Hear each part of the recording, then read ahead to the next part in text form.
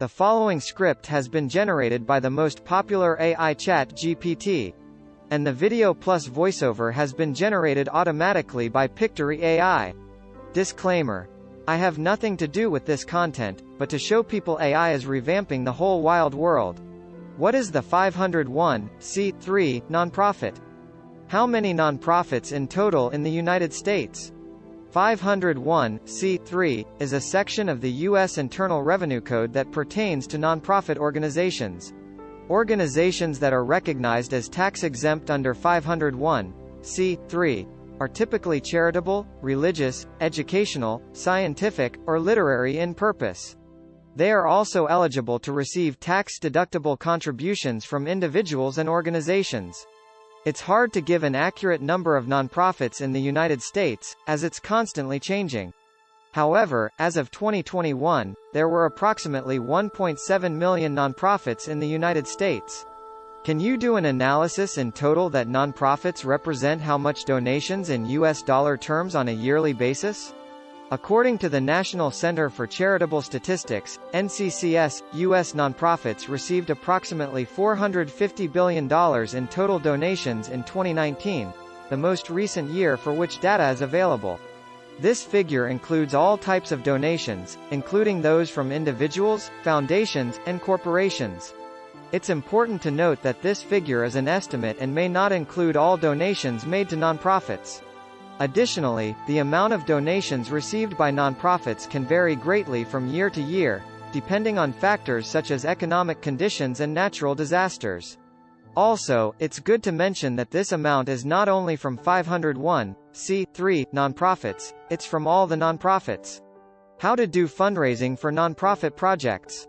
Is it hard to hire fundraisers of high EQ? There are many ways to raise funds for nonprofit projects, and the most effective approach will depend on the specific organization and project. Some common fundraising strategies include individual donations. This can be done through direct mail, email, or online fundraising platforms like Kickstarter and GoFundMe. Grants.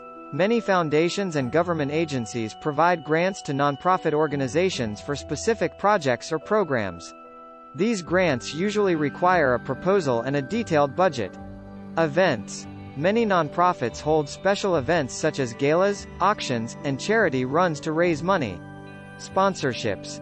Many organizations seek sponsorships from corporations or other organizations to support their projects.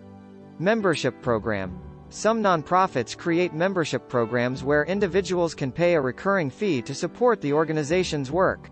As for hiring fundraisers of high EQ, it's not necessarily hard, but it can be challenging to find candidates with the right combination of fundraising skills and emotional intelligence.